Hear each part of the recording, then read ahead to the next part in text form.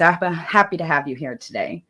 I would love to start with one of my favorite questions. Who are you being in the world? How are you in service to humanity and the cosmos at this time? By revealing information regarding the cosmic connection to the events that are unfolding at this time, and how everything that's happening on the earth right now is a final play out of a cosmic scenario that's been going on for billions of years.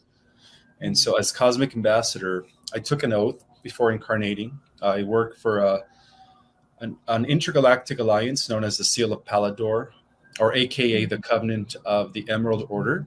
And many of the star seeds, actually, whether they know it or not, are part of that covenant. And some of them belong to the our sister branch known as the Amethyst Order. And then some of them work for the sister. We have 3 branches of the what is altogether known as the White Brotherhood and Sisterhood of Light throughout the cosmos. The 3rd branch is known as the Ruby Order. So once we get our memories back, many of the star seeds on the earth are going to have memories as to who they were and what order they belong to. And you speak to this. I know that you wrote a book. I actually purchased it and I haven't had the opportunity to read it. It actually just got delivered last night. So I'm really excited to dive into it. Can you tell us a little bit about your book? Sure. So my book, Our Cosmic Origin, is proposing, it's a new theory, or rather, may I say, a new understanding of man's cosmic history, our origin as stellar beings, as galactic beings, and really, above all, our origin as spiritual celestial beings that began our existence from the higher dimensions and through a process known as involution, which is the descent of spirit into matter, into lower density fields. We, ended up here in the 3rd dimension. So this book is going to shatter the 2 mainstream ideologies that have dominated humanity's awareness for the last centuries, which is evolution, which is completely incorrect. We do not come from apes. And then, of course, the simple theory of creation, stating that we've only been here for 6,000 years, and that everything, has happened within the period of 6,000 years, and that's also incomplete.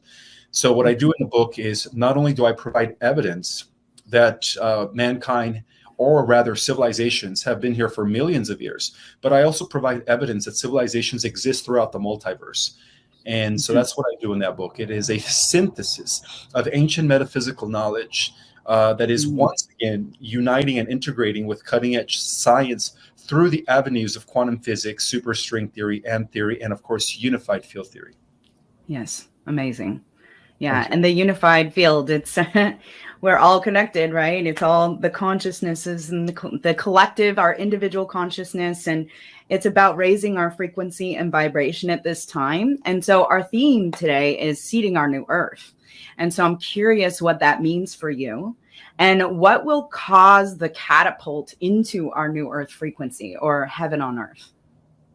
We have already began the seeding of the new earth. It all began with the first wavers that came in the 50s, the second wavers that came in the 60s and 70s, and of course the 3rd wavers. And now we have an influx of 4th wavers, rather, and those are the millennials and all the children that are being born.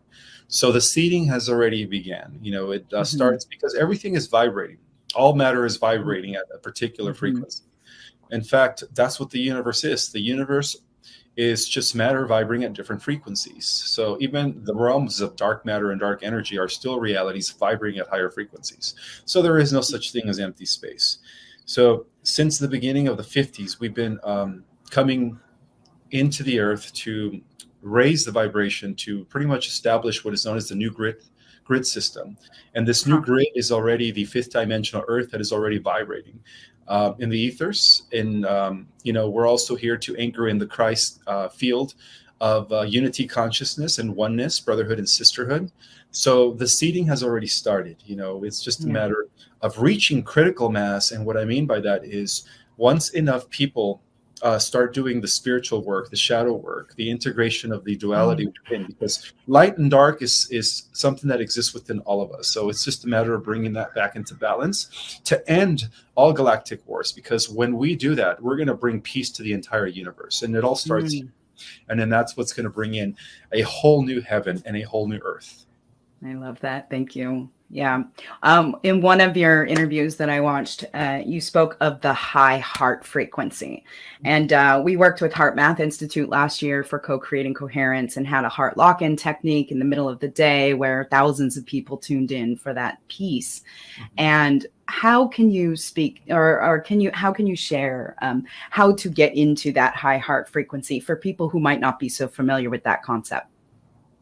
Well, the heart is also our portal to God, direct portal to, whether you call it source, prime creator.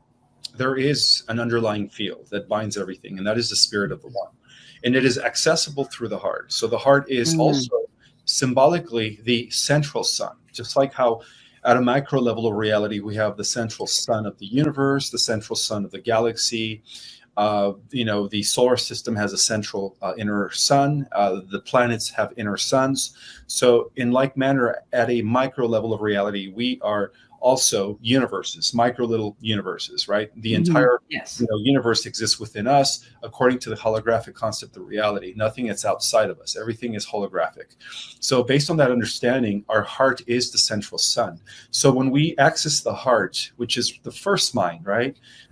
Thanks to the new studies of heart-based heart math science. It says that the heart is like a brain with its own neurons. They call it neurites, and many of the cutting-edge scientists have been talking about this.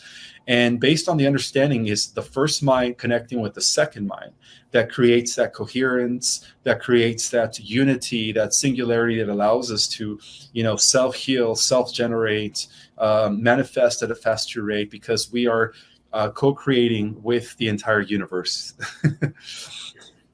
Indeed, we are the macro and the microcosms. Yes, beautiful. Thank you. So I asked my friend Luminessa, because she's been following you closely and is an avid about the book and everything that you do. And I said, well, if you had Ismael for a moment, what would you ask him? And so I'm going to read one of the things she wanted to ask. So we're all seeing the collapse around the world around us. Like it's happening. I feel like certain level, I don't want to participate in it to a certain degree. Like I'm just watching it collapse, and I want to focus on the solutions. Like, what are we here to do to go into our new earth frequency and to hold that vibration? And so she says that it's sometimes distracting and really intense. And what would you suggest we do to process and handle what is happening right now? We're all transmuting the collective density of the planet. So we're also here as alchemists. We're here to alchemize the negative polarity and bringing it into a positive polarity. And that's what's going to bring in new earth. And so the best way to process all that is happening right now is by staying centered, staying mindful, and understanding that our thoughts and our emotions are co-creators. Thoughts are the electromagnetic pulses. Emotions are the receiving end of that magnetic field. And so as long as we are aware that every second of the day we are actually co-creating the collective, it is best to be mindful of your thoughts and only put your attention and your focus on what you would like to see unfold for yourself, your interpretation of what a new heaven on earth is like. And I think that once we get enough of us focusing on the same reality of oneness, peace, harmony, balance, brotherhood, sisterhood, compassion for all living things, due to the scientific understanding of the Maharishi effect and the 100 monkey syndrome, we will create that for the collective. We will shift it for the rest of the people. I love that. Yes. And, all our great sages and teachers on the planet who have come, all our ascended masters that lay the path before us, always speak of love, compassion, unity. And so here you are a multidimensional being of light. I believe we all are.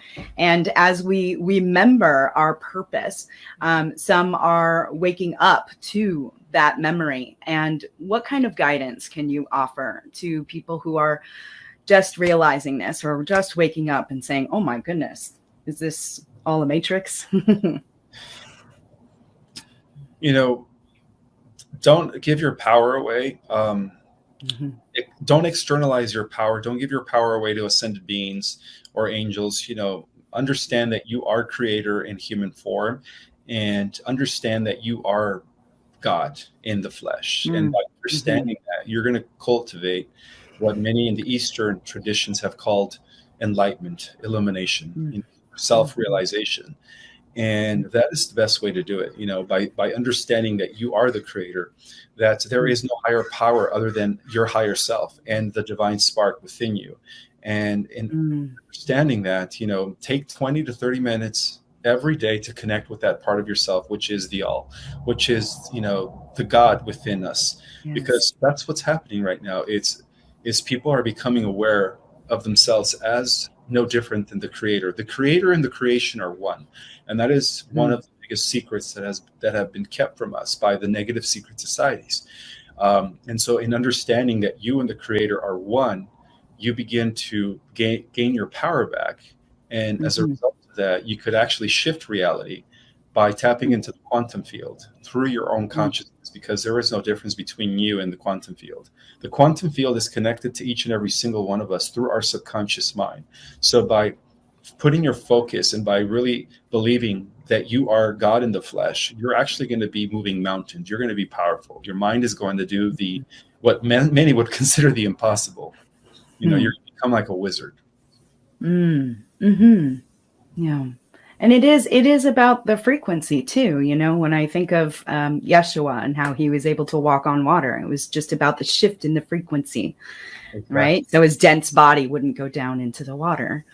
And so I know that, and I believe that our psychic abilities and new abilities are going to arise from us. We're all capable of it. It's just a matter of opening those codes and letting them be activated.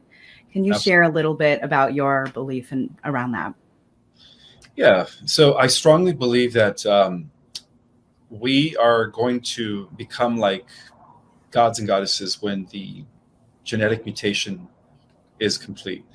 And the time has arrived, pretty soon we're going to be doing things that we only see in Marvel movies or DC movies. And in a way, those movies were actually designed by the good guys to kind of plant the seed and prepare humanity for what is coming. And what is coming is, the mutation of the starseeds into powerful beings of light, capable of doing things that are considered godlike, So, yeah, I believe that any day now, we're going to be witnessing the emergence of X-Men, or whatever you want to call it. Right. Yeah. Homo nauticus. Others call them Homo galactus. In my book, I call them the rise of the angelic human angels among us. And we're going to be more powerful than anything, including the AI. Because really what they're doing is they're building the AI based on the dormant DNA codings that we have. There's no quantum computer, no super AI that that competes with the power and the inner technology that we contain within our dormant DNA. So once we begin to activate the inner technology, we're going to be able to do things without technology, because we are a natural living technology. And the difference between us and cyborgs or artificial intelligent sentience is that we have a connection to God and they don't. Everything they do is through technology. And that's why a lot of the extraterrestrials that are dependent on technology covet our DNA, because they still have to use technology to move around from density to dimension, from planet to planet.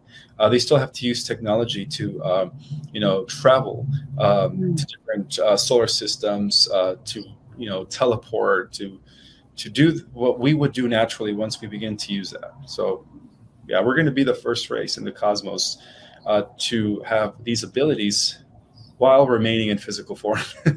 Wow, that's incredible. Sign me up. You said genetic mutation. Say that again? You already signed up. That's why you're here. Yes, I did. Totally. Exactly. It's in my soul contract. We all chose to be here in this pivotal moment in human history. It's just astounding. So beautiful. You mentioned genetic mutation, and so my understanding is that we have 12 strands of DNA, and we're activating those new strands, and so there's no such thing as junk DNA. Can you speak to that for a moment? Sure. So we actually have more than 12. That is, Oh, yeah. Some of us carry up to 24 strands of DNA.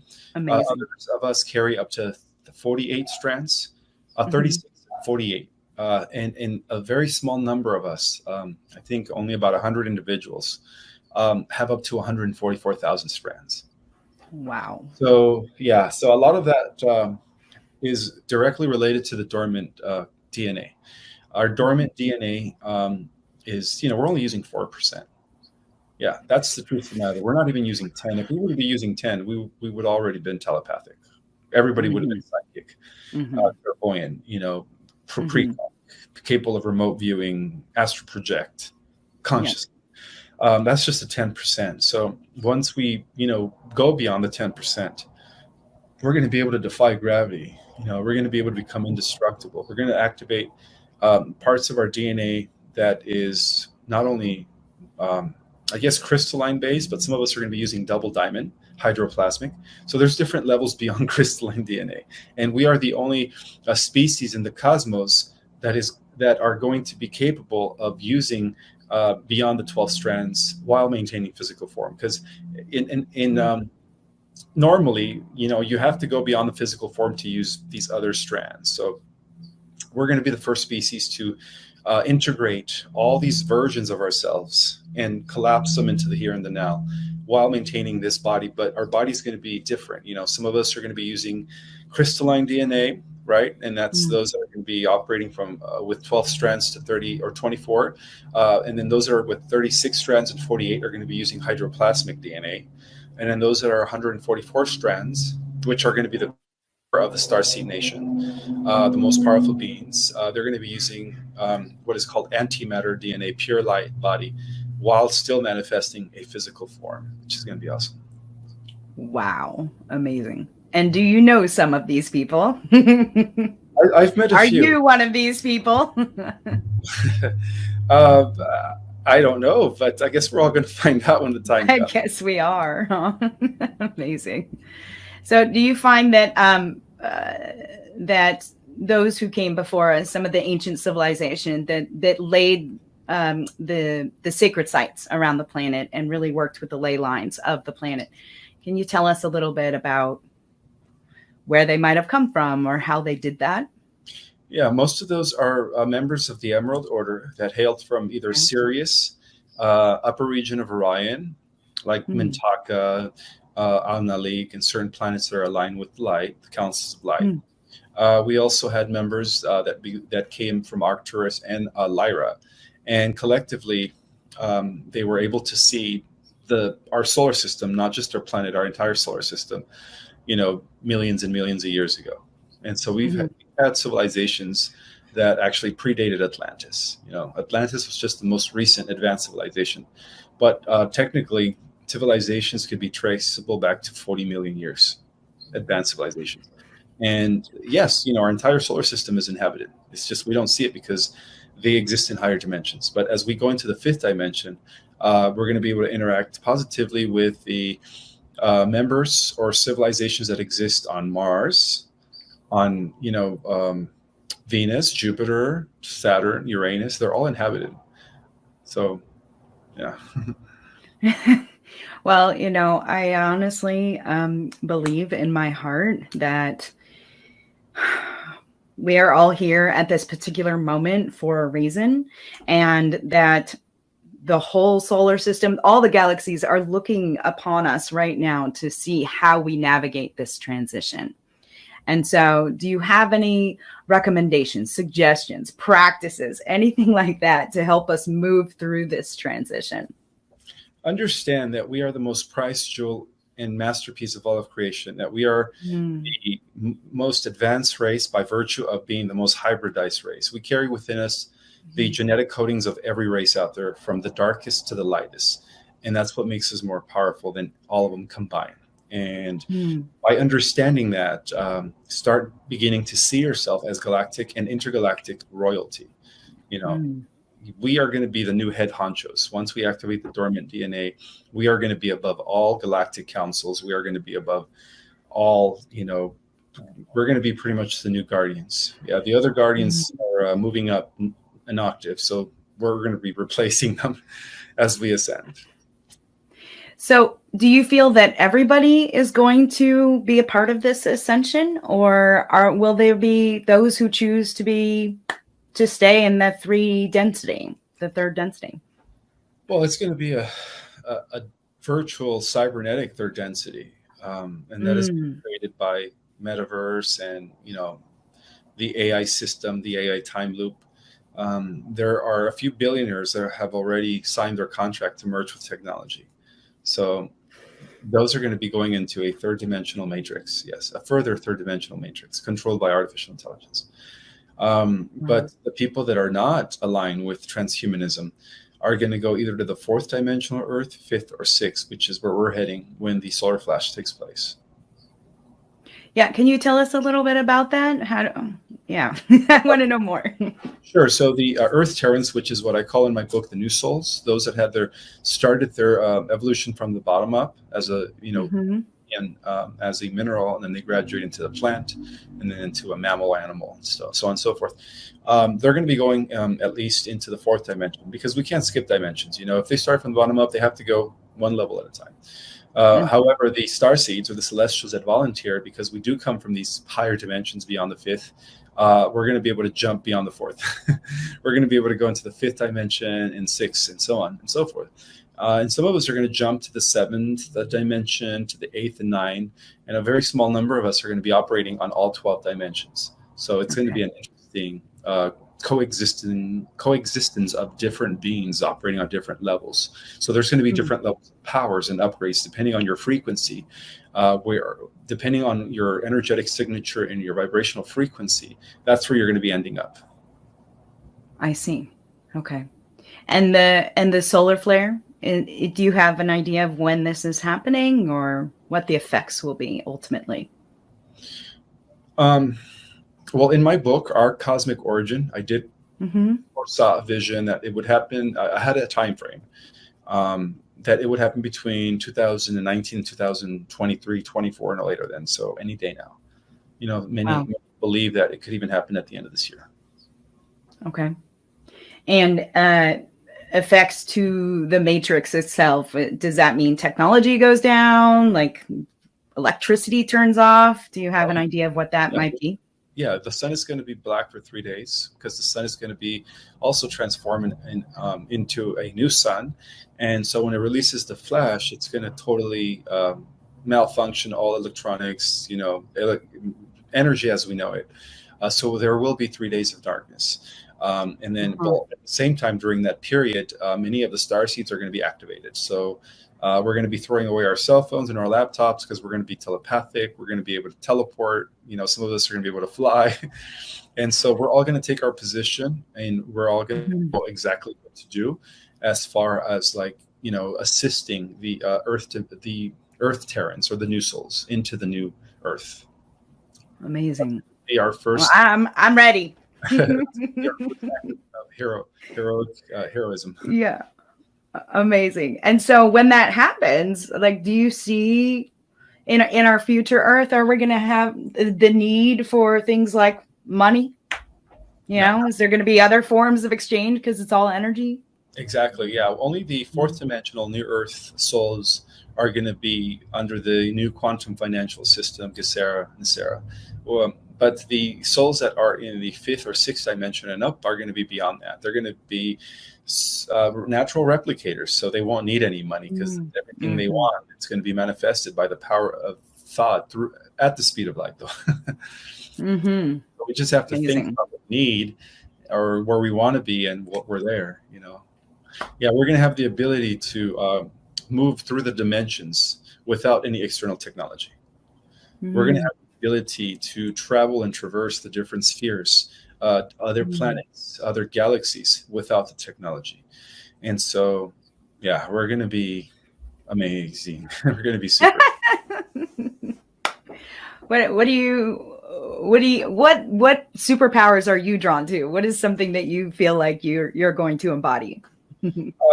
Very connected with electricity, telekinesis. When I served in the secret space program as a ultra soldier, I was my nickname was Kryptonian. They called me Superman, and so I was indestructible. They ranked me up to about 65% of my full genetic material. They enhanced me, and so my body was made out of adamantium particles, beyond crystalline. I was indestructible. I was like Black Adam. Nothing could penetrate my body. I do remember working with electricity. I remember being able to emanate laser through my eyes, which could destroy anything.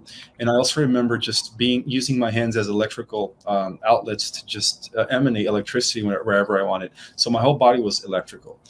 And of course, once they bring me back after serving in the 20-year and back, they wipe my memories, and then they reduce me down to only 4% from 65%. My body changes base physical form. I was like, okay, well, why can't I just keep my powers and come back? Right?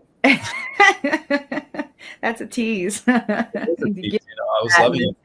But we did liberate a lot of galaxies. The program I served in was involved the multiverse. We operated, and a lot of our missions consisted in liberating other universes that were completely plagued by the AI god and its minions. So I just we were used not only off planet, but we were also used off universe into other universes. Yes, of course. Well, we would need you there, don't we? And so when did this happen for you? Obviously, all timelines and dimensions cross. So, well, it's still, I believe it's still happening in different timelines. Those are different aspects of myself or versions that are still coexisting with me here in the third dimension. And I still have dreams of flying. I still have dreams of, except I'm not wearing a little red cape. I'm wearing a space. I'm still very bulky. I'm very like masculine, of course. But that's what happens when they rank you up to 65%. Your body just becomes solid. You don't even need to lift weights anymore. You're just always solid looking. For the females too, not the females that are muscular, but they're like also in shape.